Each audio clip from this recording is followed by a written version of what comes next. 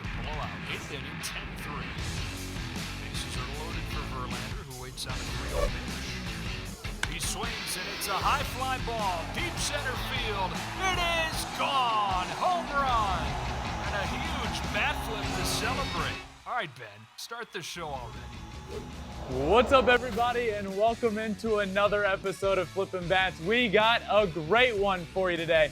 First episode of the week, a big recap. We'll start off with all the top storylines from around the week, of course. We'll also get into my favorite segment of all time today. This week in Shohei Ohtani news, some power rankings, and a little while later, a topic that I don't even know if I quite understand yet. The Cincinnati Reds threw a no-hitter and lost? We'll get to that in a little while. But let's start with rounding the bases. And guess what? We have producer Rhea out here for the first time joining me. Rhea, thank you so much for joining me. Let's have a fun show. Thanks so much for having me, Ben. What a great week of baseball. Now, I know you were probably locked into so many games this weekend, but what was your favorite game to watch this weekend? Well, you know, I witnessed my first ever no-hitter in person, besides when I threw in high school. I witnessed my first ever no-hitter. Reed Detmers of the Angels. I was at that game. It was incredible. So I have to say that one. That was for sure the best game of the week. There were also lefty homers. Brett Phillips pitched. Mike Trout hit 2 bombs. Shohei got his MVP award. It was a blast. That was the best game for sure. So many great games for sure. So let's go ahead and round the bases. At first base, our first stop today, NL West. Let's show the NL West some love today. We have to show the NL West some love. Look, that's what we do on this show. I don't care if you're the best team or the worst team. If you deserve credit, you'll get it on this show. And the NL West has been absolutely incredible all year long, from top to bottom. Everybody entering Sunday was over 500 on the year. Everybody. The last time that a division had every team over 500 through 30-plus games was in 1995. And that division had 4 teams. This one has 5. They're all playing good. Who would have thought, if I were to told you a month ago, 2 months ago, that we'd be at this point in the year and the San Diego Padres, without Fernando Tatis, would be at the top of that division? Y'all would have called me crazy. You would have said, well, there's just no way. The Giants are good. The Dodgers are going to be great. Well, that's just not. Those teams are playing well. The Padres are playing phenomenal. Padres coming off a series where they go into Atlanta. They beat the Braves in 2 out of 3. They're at the top of the NL West. Entering Sunday, the Padres and the Dodgers are both on pace to win over 100 games. The Giants are right behind them, by the way. They're on pace to win 98. I don't know when the last time 3 teams in the division won 100 games. I don't even know if the math adds up for that to happen. But that'd be sick. So now we have all of these teams playing good. The top 3 have been fantastic. Everybody was thinking the Giants would take a step back this year. They've been really good. The Padres under Bob Melvin, I can't talk about them enough. I said at the beginning of the year, under Bob Melvin, this team's going to be different. And all they have to do is just tread water in that division. Just tread water until Tatis comes back. They've been even better than that. They've been phenomenal.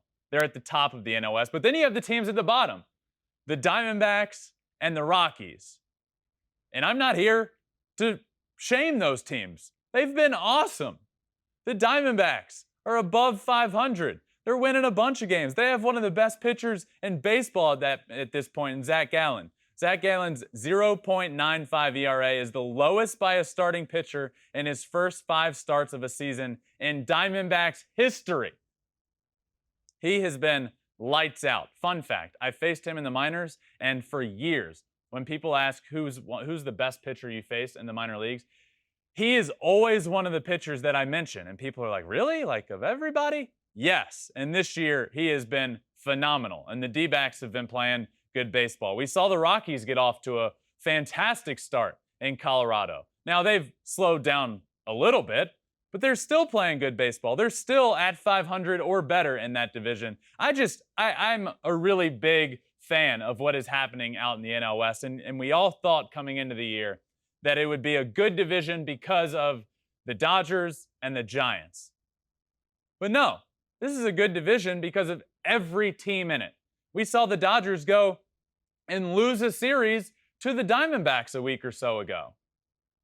Any of these teams on any given night can win a ball game. And that's just what I wanted to do with this segment. Just shed some light and highlight teams like the Diamondbacks that never get credit. Teams like the Rockies that got credit here on this show earlier in the year, but are still above 500. This division has been awesome, and it has been a lot of fun to watch NL West baseball this year.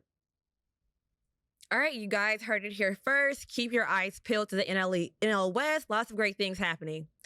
All right, so next up, second base. No UCL, no problem. Talk about what Bryce Harper has been doing. That's right. No UCL, no problem. And that's about the reigning NL MVP, Bryce Harper, who hasn't played in the field in weeks now because he has a tear in his throwing arm, UCL, which is typically for a pitcher, that's Tommy John territory. Now, I think they're hopeful that they don't have to get the surgery or that it can heal without it, but you can't take this guy out of your lineup.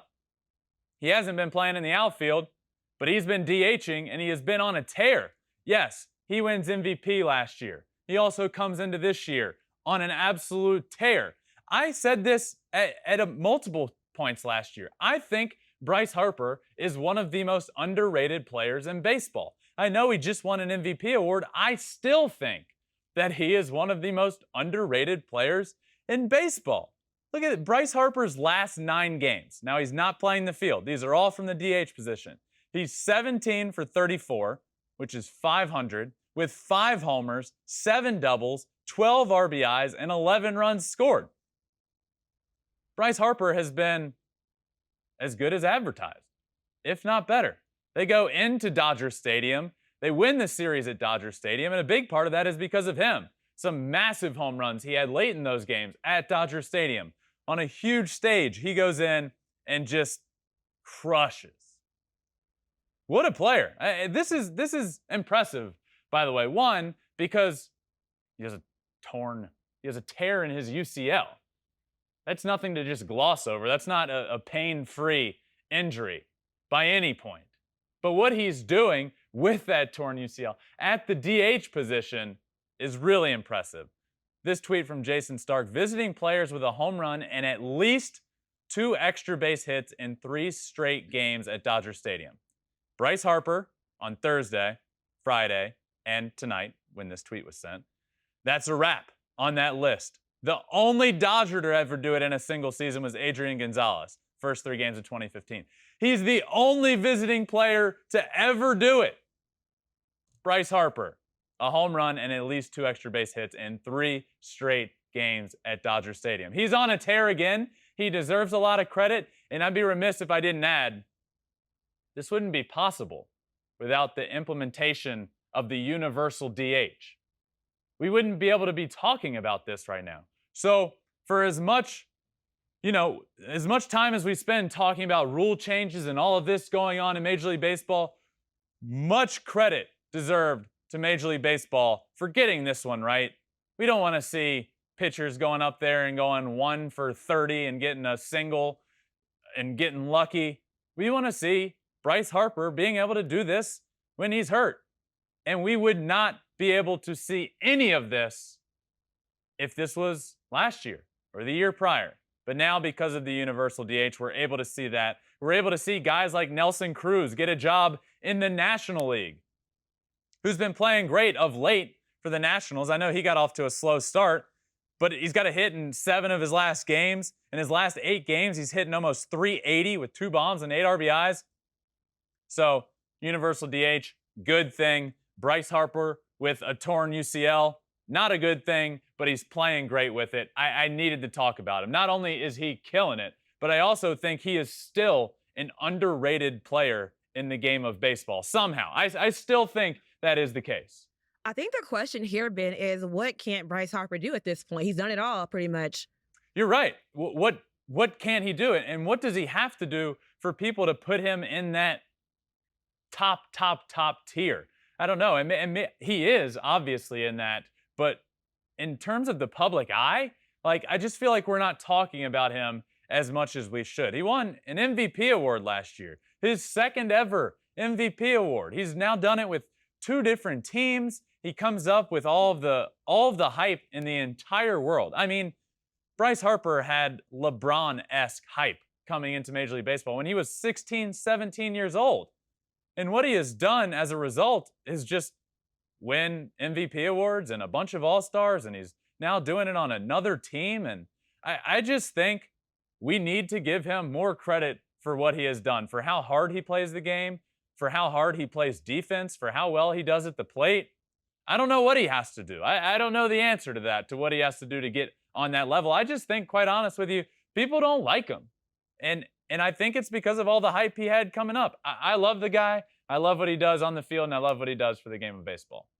Definitely a great player. So flipping back today, we will definitely give Bryce Harper his flowers for sure.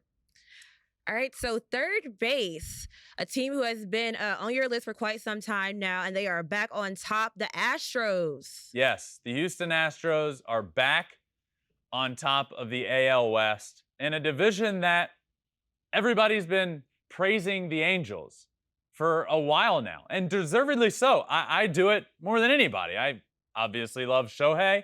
I want to see the Angels do well. Everybody, I think, wants to see the Angels in the playoffs. They want to see Mike Trout and Shohei in the playoffs. But let's pump the brakes here. The Houston Astros are still the best team in the AL West. And, you know, it's funny. We sat here last week or 2 weeks ago, and producer Conrad asked me, do you think the Yankees' 11-game win streak will be the longest that we see in baseball? And I said, no, I don't think so. And immediately I'm made to look good, because the Houston Astros went out and surpassed that mark, got to 12 wins in a row. Ever since Jose Altuve has come back from his IL stint, it's been remarkable what the team is doing, what Altuve is doing. He has 6 homers since he came back not that long ago. It's been impressive what they've done. And then Sunday, Justin is back out on the mound. And what a year he's having to this point.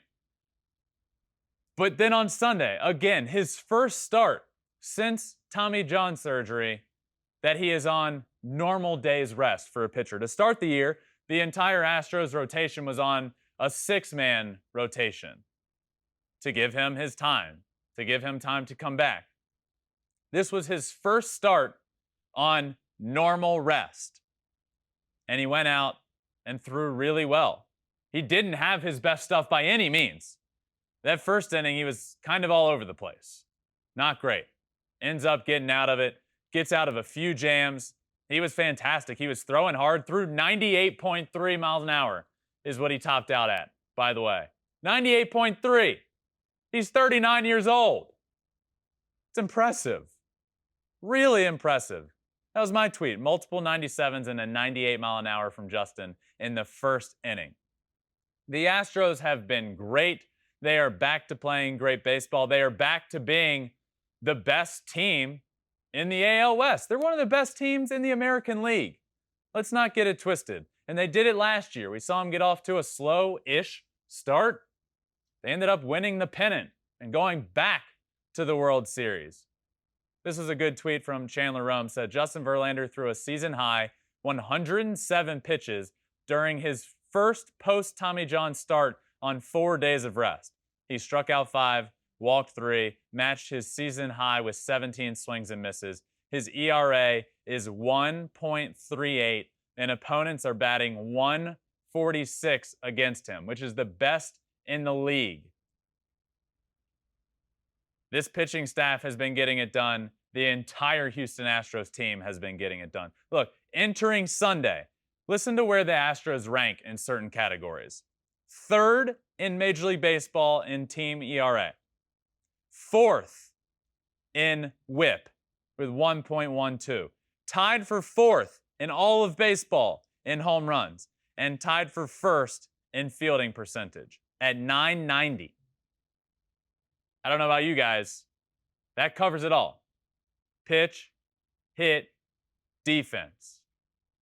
This tweet, the most shutouts in Major League Baseball The Angels are at 7. The Astros are at 7.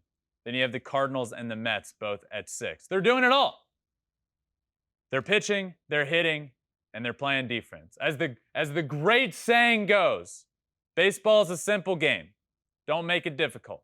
You throw the ball, you hit the ball, and you catch the ball. And if you do those things, you're going to be a pretty good baseball team. And right now, the Astros are doing just that, and they deserve all the credit. So do the Angels for what they're doing in Anaheim. It is fantastic. But what the Astros are doing is showing, hey, we're still the best team in this division. The Astros are no doubt having a great season, but for our home base, our last team, people may say they're the cream of the crop. The Yankees. Ben Verlander's words, they are the cream of the crop. Talk more about exactly what they've been doing this past week. Well, they've been winning. That's pretty simple. The New York Yankees have been winning a bunch of games. And I believe I was the first to put the Yankees at number 1 in my power rankings a couple of weeks ago. Fast forward to now, and they're playing great ball. The knock at the time was, well, who have the New York Yankees really played? They haven't played anybody to be able to be at that point, to be there on your list. Well, guess what? They've beat the Blue Jays in a series in Toronto. Then they sweep the Blue Jays in a 2-game set. They've beat a bunch of good teams at this point, and they're just doing it across the board. Like I just said with what the Astros are doing, the Yankees are doing just that, and they might even be doing it better. They're throwing the ball, pitching great. They're hitting the ball. Their offense has been lights out, and they're catching the ball. Their defense is up there in the tops of baseball. That's a good recipe for success. The stars for the Yankees. That's where this difference comes. The stars for the Yankees have been stars. Judge has been phenomenal. Stanton's been good. Joey Gallo heating up, by the way. Everybody out there that was giving Joey Gallo a bunch of crap for how he started the year, make sure you give him credit when he's doing things well. Now he's playing good baseball. He's hitting the ball well. He's starting to hit it for power. Yes, he started the year abysmal, striking out what seemed like 4 times a game. He's always going to be a guy that strikes out a lot. But as long as he can be a guy that every time he comes up, he's a power threat and can hit the ball out of the yard, and he can hit 280 like he has over the course of his last, couple weeks, that's what you want out of a guy like that. So the Yankees are doing it in every facet of the game. They started the season 5-5. It was doomsday in New York. Everybody was saying, oh, the Blue Jays are so good. The Yankees stink. Well, since that 5-5 start, the Yankees have gone 20-4. 20-4. That's remarkable. Entering Sunday, they were tied for first in baseball in home runs, second in all of baseball in OPS at .752, first in team ERA. That's a great recipe for success. And they are just winning games. They're winning them. Well, they go on the road against a good White Sox team, a really good White Sox team, and win 3 of 4 in all different ways. They win close games, and then they win blowouts. The bullpen's been good. Look, this is what I like most about the Yankees this year. They didn't go out and make that huge move that everybody said they should have or that everybody wanted them to. But they went out and made moves that helped the team. They got more dynamic. They added Kiner Falefa, who's really good defensively, has been pretty good to start the year offensively. They add Josh Donaldson, who brings a different grit to the team, a different personality. I really like what they've done. They're a lot more dynamic than we've ever seen. Tim LeCastro is able to come in and pinch run at the end of the game and just be lightning fast around the bases. Kudos to the New York Yankees for where they are. They deserve a lot of credit. And you know who also does? Aaron Judge. Aaron Judge dealt with all offseason and leading up to the season, contract talks. He's the guy for the New York Yankees. You look at the New York Yankees, and the guy is big old number 99 that wears pinstripes and plays right field. So leading up to the year, there was all this talk about him getting a new contract. They end up offering him. He thought he got lowballed by the Yankees. He said no. He turned down the contract, and he has gone out and been an MVP type player. He is one of the leading candidates for the MVP award. He's leading baseball in home runs. He is a superstar.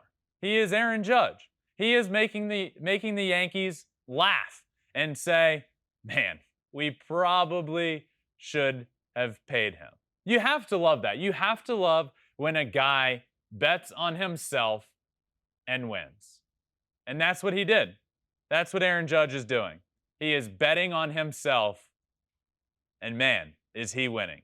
First in MLB in home runs at 12, tied for fourth in RBIs, first in the American League in runs scored and total bases. And up to this point right now, through Sunday, Judge has reached base in 16 of his last games. It's special what he's doing. I love it. I love a good story where a guy bets on himself and he wins. Because those teams, at the end of the day, they don't care. It's what can you do for me? They don't care if you're the captain of the team, if you're whatever you mean to the city. It's what have you done for me on the field only. And Aaron Judge said, okay, I'm the captain of this team. I'm number 99. Everybody knows my jersey. I'll show you what I can do on the field, and it's going to cost you a lot more money. That's what he's doing right now, and I love to see it. The New York Yankees are rolling, and they're making me look great because of where they've been in my power rankings. So you just spoke about the moves the Yankees are making and then also your power rankings. I'm curious to know if the Yankees have moved up or down on your rankings list. That's right. It is MLB power rankings time. Everybody's favorite time to critique, to look at your rankings and say, wow, Ben, you're so dumb. Or wow, Ben, thanks for showing my team some love. Every Monday, it is time to update those MLB power rankings, and let's do it. Let's start at number 10, the Toronto Blue Jays, a team that has fallen, and they have fallen fast. I've had them in the top 3 pretty much all year. Last week, they were in the top 5, moved them down a little bit, and now they're barely hanging on by a thread at the bottom of these power rankings. They are at number 10. They are 18 and 17. They are still a very good baseball team. I believe in them, but if they keep losing for much longer, they're going to be off this list for a little while because you can't lose as many games as they are. They haven't been very good. They've lost 7 of their last 10. This offense that is incredible is just not rolling right now, and they are here at number 10 on my power rankings. At number 9, the Tampa Bay Rays. The Rays, they just keep winning. They just keep winning baseball games. You don't know how they do it. They don't know what their roster is going to look like coming into a year, but it doesn't really matter. It doesn't really matter who the Rays have on the field. They're going to win. They're going to win ball games. They beat the Jays in a series, so I was doing these power rankings and thought, you know what? I'm not going to think too much into it. The Rays are playing better. They have a better record, and they just beat the Blue Jays head-to-head. All right, so at number 8, Ben, who do you have? At number 8, we've been talking a lot about the NL West. The Giants, the first of those teams to show up on these power rankings. The Giants have been great. Look, what happened last year? They win the division, they beat the Dodgers, and everybody's saying, can they really replicate that this year? I don't know if they can replicate as many wins as they had last year, but I don't really care. They're a fantastic baseball team, and they're still playing really, really well. So they show up here at number 8 on this week's power rankings. All right, so next up, Ben, number 7. At number 7, I'm going to go with the Milwaukee Brewers. We all know what this pitching staff can do. It's phenomenal. Corbin Burns, Brandon Woodruff, Freddie Peralta. Then you have the back end of the bullpen, Devin Williams, Josh Hader. So pitching-wise is great. For me with the Brewers, it comes down to offensively. What can you get from the Brewers offensively? And sometimes it's looked great this year. Sometimes it hasn't looked great. They were on fire. Of late, it's been, okay. So they show up here at number 7 because no matter what they're doing offensively, they will be in games because of the top 1, 2, and 3, and 4 in that rotation. Lauer's been great. The Brewers have been really good. They've been a lot of fun to watch. Rowdy Tellez this year has been great. They need some help in the middle of that bullpen. They need some help bridging the gap, but the Brewers are here at number 7. All right, next up, number 6. Who do you have? Number 6, the San Diego Padres, another NL West team. They're leading the way in the NL West as we currently speak. It's the Bob Melvin effect. I'm telling you, this team had all the talent in the world last year. They just didn't figure out how to hone it in and win ball games when all was said and done. And coming into this year, I said they just have to tread water. Without Tatis, they just have to tread water and be okay. They've been better than okay. I think a big part of that, and I can't give too much credit to the manager because he's not the one out there playing. Those guys deserve credit, which we can get to in a second. Bob Melvin deserves a lot of credit for what he is doing with this team, even without Fernando Tatis. But Manny Machado is playing like an absolute unanimous MVP at this point. He's been fantastic. Eric Hosmer has been really good. The pitching staff has been good. So the Padres are here at number 6 on this list. All right, so now we're down to your top 5. Who do you have at number 5? At number 5, I'm going to go with the Los Angeles Dodgers.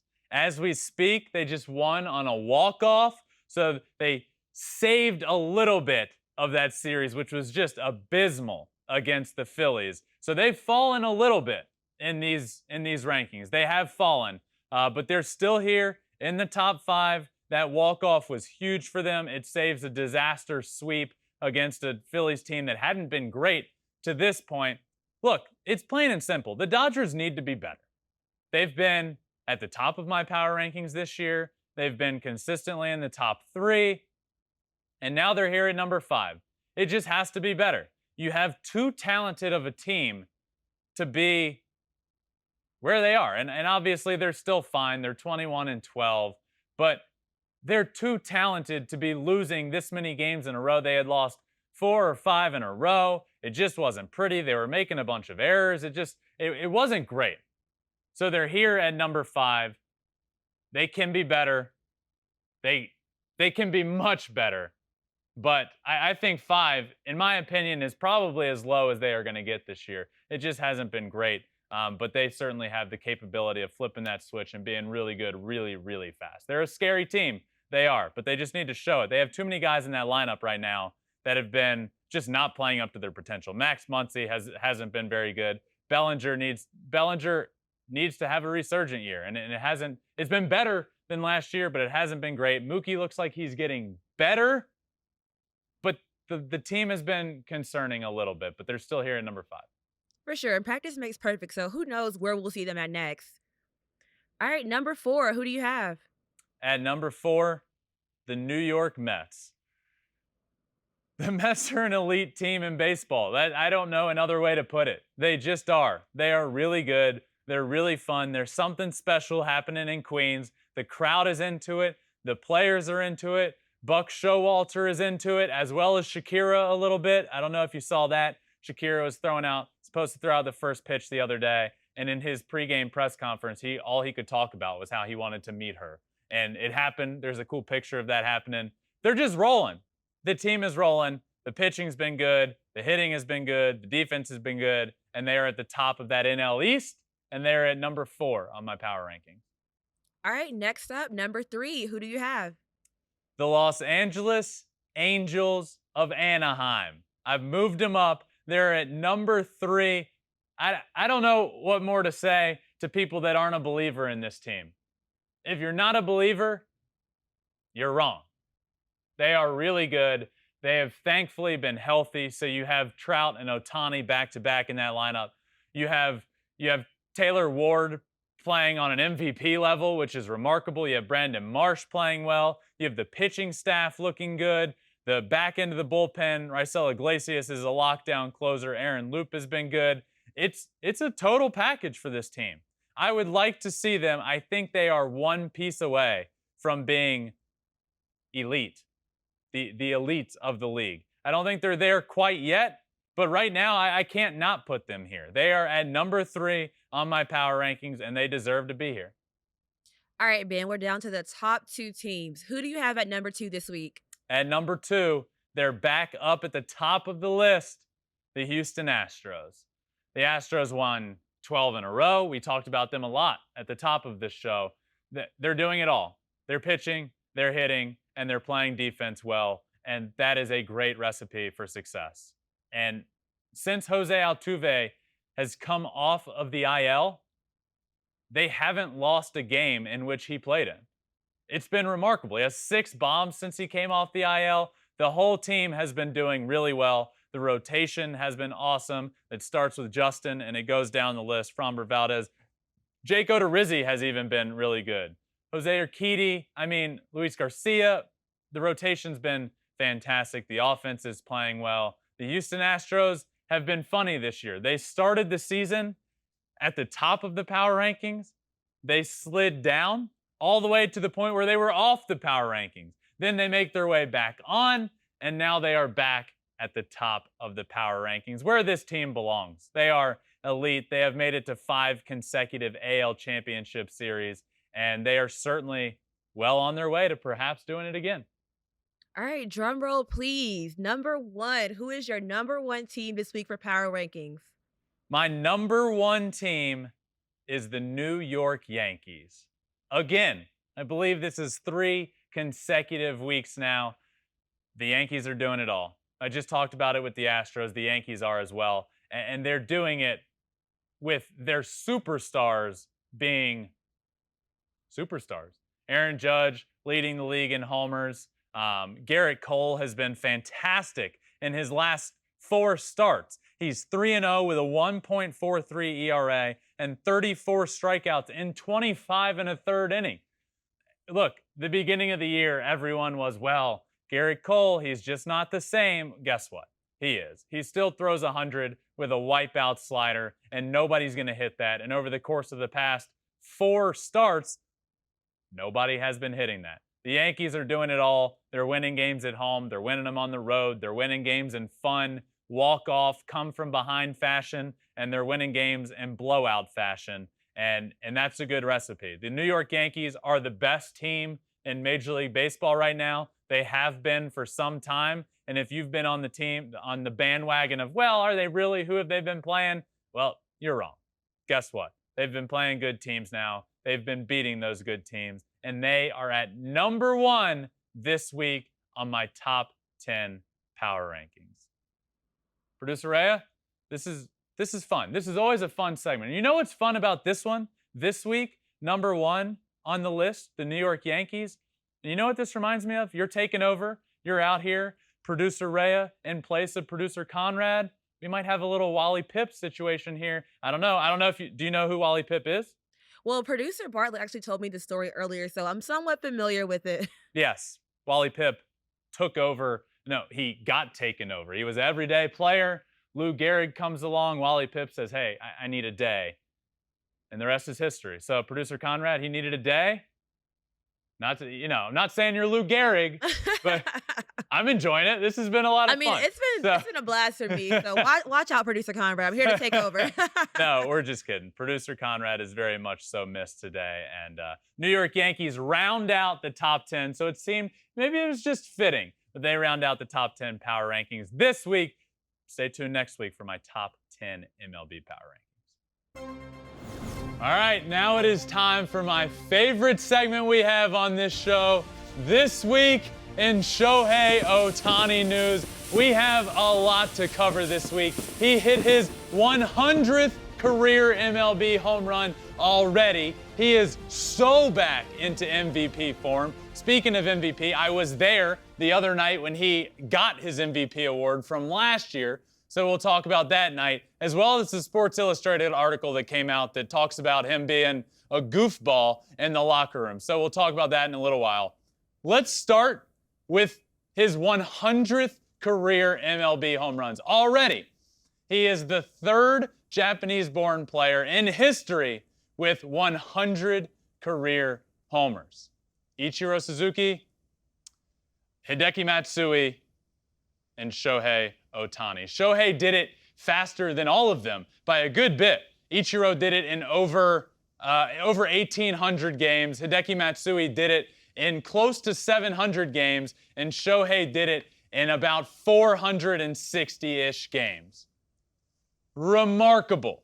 Ohtani is just the third native of Japan to collect 100 home runs in a career, joining Matsui, who finished with 175. Ichiro Suzuki 117. And at 444 career games, he reached the mark faster than any other Japanese player in Major League Baseball history. It feels like he just started recently. I mean, his career is so young. To already be at 100 home runs is truly, truly incredible. So a great feat as we record this on Sundays, and Shohei hit another home run today. So he is at 101 career home runs, and he's off and running. Who knows how many he's going to hit? It is truly remarkable, which leads me to my next point. Shohei is back in MVP form. I mean, when I say that, he's back to the form that he was in last year, if not better. Offensively, over the course of the past week, he's hit .333, 4 homers on the week, 12 RBIs. He's stealing bases too. And then on the mound, he's been lights out. You know, Shohei had a start the other day where he threw 6 innings, gave up 1 run, struck out 5 guys. And people are to the point where when Shohei just does that, when he just has a really good start, people will say, I mean, it wasn't that great. Stop. Well, let's think about this. That start, you will take 10 times out of 10 from your best pitcher on your team. It's remarkable what he's doing. He has set the bar so high that when he goes out and doesn't throw a no-hitter or flirt with a no-hitter or a perfect game, we're saying, was his start really that good? Yes. Yes, it is. So he is so back. Offensively, what I have seen from him is a total shift from where he started to start the year. You know, or from where he was to start the year. We've seen a good ability from him in every facet of the game this year to be able to adjust. We saw it on the mound. He's able to adjust and pitch much better when he might not have his A-game stuff. And now we've seen it at the plate.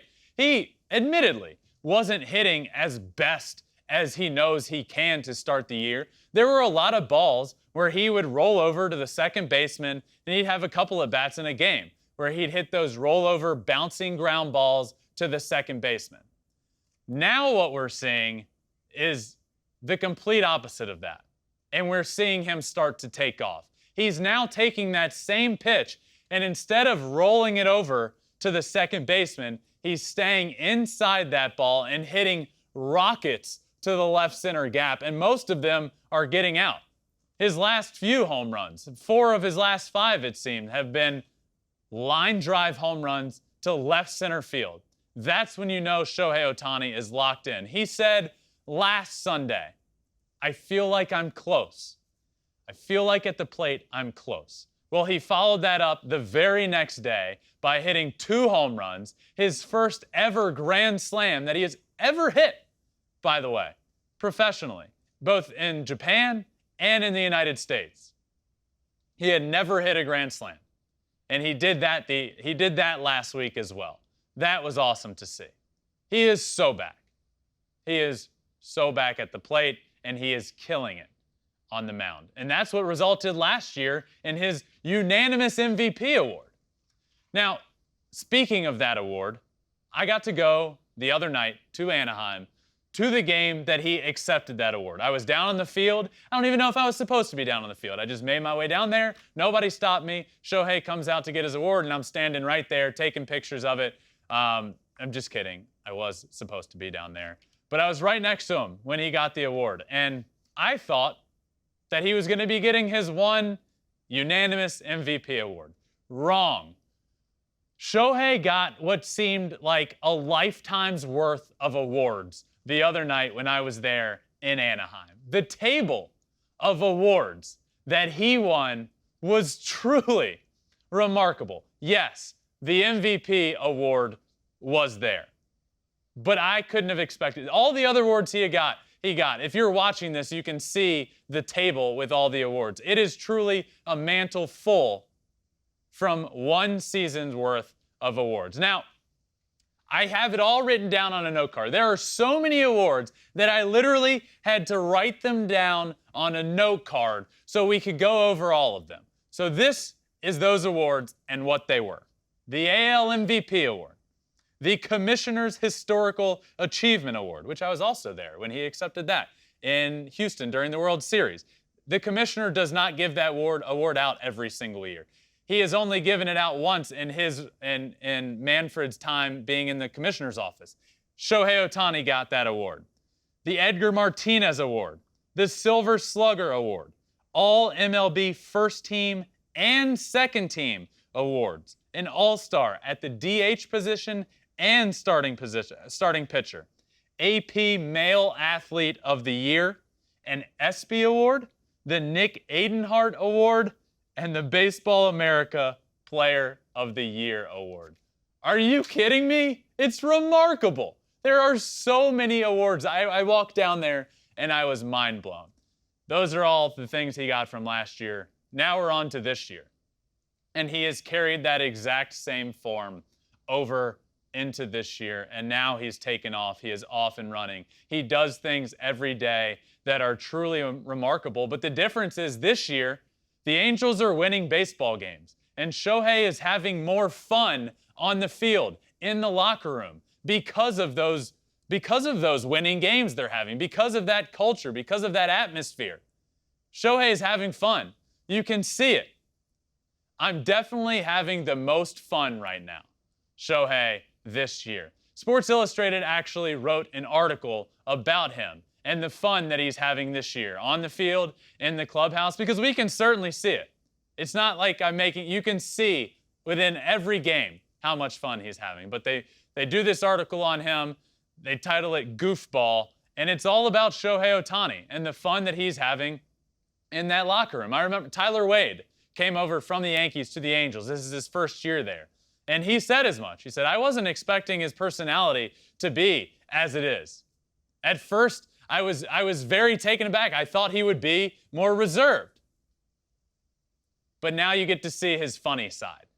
There truly is a funny side, and you see it. I read all of this article, and a few of the things that stuck out to me are, one, whenever teammate Patrick Sandoval is out there watching him throw his bullpen, Shohei will be throwing his bullpen, he'll finish up, and he'll want to throw the ball to Sandoval, but every time, he'll wait until Sandoval isn't looking, and then he'll toss him the ball, he'll miss it, and then Shohei will just break out into laughter because he dropped the ball, because he wasn't looking. And then in the locker room, he'll go over to Sandoval's locker, and he'll just stand there at his locker until he notices them, and then he'll find them, and he'll scare them, and then Sandoval, this was quoted in the article, will say, "Are you serious?" And Shohei will respond back, "Are you serious?" and make fun of him. He's a little kid. He's a goofball in the locker room, exactly like that article is titled, Goofball. It's fun. It's fun to watch him this year. You can see how much fun he is having playing the game. I'm glad that article was written about him. And even in it, it talks about how Tyler Wade, from the Yankees to the Angels, who we mentioned earlier, is now known in Japan as Ikemen, which means hot boy. That's what he calls Tyler Wade in the locker room. Absolutely incredible. You love to see it. You love how good he is on the field. And I know we talk about him all the time on this show. I talk about him all the time, but it's rightfully so. He's the unanimous MVP. He's bringing eyes to baseball that have never seen it before. He is changing the game for the better, and he is having so much fun this year while doing it. That's why we have it. That's why we have the set the way we do. That's why I have this incredible shirt that, in my opinion, could have even more of his faces on it. I wish it did. But that does it for this week's Shohei Ohtani news segment. Tune back next week. There's going to be more. He's going to be breaking records. He's going to be having fun doing it. And I can't wait to tell you all about it. But that does it for this week's segment of This Week in Shohei Ohtani News. All right, and next up, look, we're a little bit over 30 games into the season at this point. So I wanted to do a list updating the top 5 players in Major League Baseball. So let's get into that. Now, this is a list of an updated. Now, not just the best players in baseball, who has been playing the best, but now that we're a little bit into this season, who are the top 5 best players in Major League Baseball? Let's start with number 5 on the list, and it is Nolan Arenado of the St. Louis Cardinals. Arenado has been back into the form that it looked like he was in Colorado when he played for the Rockies. He's been awesome this year. He plays a fantastic defense. He's a multi-Gold Glove Award winner over at third base, and he's hitting really, really well this year. Apparently, he made a bunch of changes this offseason, got into a lot of things to help his swing, and as well as mentally to help him. So Arenado has been fantastic. 311, 7 homers, 27 RBIs already this year. He comes in on this list at number 5. Number 4 on this list, a fellow third baseman, Manny Machado. Machado is having what appears to be a potential MVP season. You know, I said for a while that the Padres needed somebody to step up in the place of Fernando Tatis. He's done more than that. He's hitting .359 so far this year, 7 homers, 23 RBIs. Manny Machado is back to looking like he did in his days with the Orioles. It's been a lot of fun to watch. Every single at-bat has been fantastic. He's also playing a pretty good defense over there. Manny Machado comes in on this list at number 4. Number 3, the top 5 players in Major League Baseball, Aaron Judge. He bet on himself, and he's winning. 12 homers already this season. 27 RBIs. Aaron Judge has been phenomenal. Walk-off 3-run bombs. He's been clutch. He's playing good defense. He's hitting well. I mean, what more could you want? He's the king in the Bronx. He's big number 99 rocking the pinstripes. He's a figure out there in right field. He should be the captain of the New York Yankees, and he comes in at number 3 on this list. He is going to get paid now. Number 2 on this list, Mike Trout. He's back, he is healthy, and he is showing everybody why he is one of the greatest players to ever play this game. .314 on the year, 9 homers, 20 RBIs. That's the big thing for him. He's always been this. He's Mike Trout. He's always been this good. He's just healthy. And when Mike Trout is healthy, well, that's scary. 9 homers already. I was there. I was there last week when he hit 2 in the game, including one off of known absolute star pitcher Brett Phillips. One of them was off of him, so even more impressive there. Trout comes in at number 2 on this list. So number 1, the number 1 top player in Major League Baseball, Shohei Ohtani. He is 2 all-star players in 1.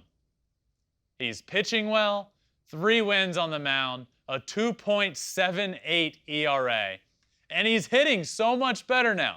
7 homers, 24 RBIs. He's figured out his swing. He even told everyone, I feel like I am close. Ever since then, he has taken off. .333 over the last week, 4 bombs, 12 RBIs. He's showing emotion. He's been incredible. He's been a large part of the reason that the Angels are as good as they are.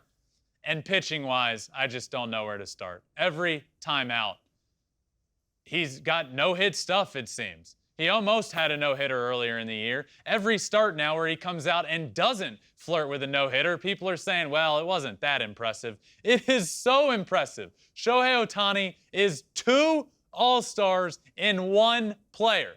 And that's why he is at the top of my list of the top 5 players in Major League Baseball. But that does it this week for Flippin' Bats. As always, I have an extra innings episode, or an extra innings segment that I like to get into. One final thing, a final thought, whether it be a feel-good story or just something that catches my eye, but always one more thing. And this one, well, I teased it off at the top of the episode. The Cincinnati Reds threw a no-hitter, and they lost the game.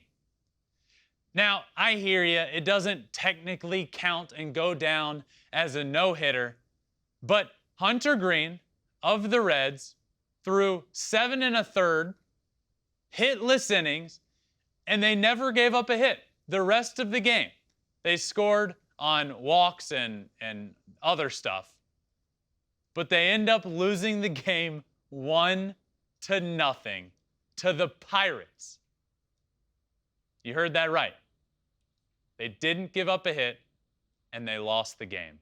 And that, my friends, is the story of the 2022 Cincinnati Reds. Final line for Hunter Greene, 7 1/3 innings, 0 hits, 9 strikeouts, and a loss. He got the loss. The Pirates became the 6th team in MLB history to be no-hit and to still win. The first time since the Dodgers in 2008. Pirates 1, Reds 0. The Reds got just 4 hits. Unbelievable. I was watching that and had no idea that it would result in what it did. I don't think I have ever seen a no-hitter, technically not a no-hitter, but a team get no hits and win the game. Remarkable. And that's how we had to finish this episode. That does it for the first Flippin' Bats episode of the week. A big old recap from around the league of Major League Baseball. This week in Shohei Ohtani news, another list, a bunch of fun stuff. Always a fun episode. Tune in Wednesday for another guest episode. But this has been a fun one, another episode of Flippin' Bats. Make sure you're liking, subscribing anywhere you listen to your podcast. Rate it 5 stars, follow it. Check us out on social media, Twitter, Instagram, YouTube. Every episode you can watch the video on YouTube. It's all at Flippin' Bats Pod. Thanks again for listening. I will see you all on Wednesday. Peace.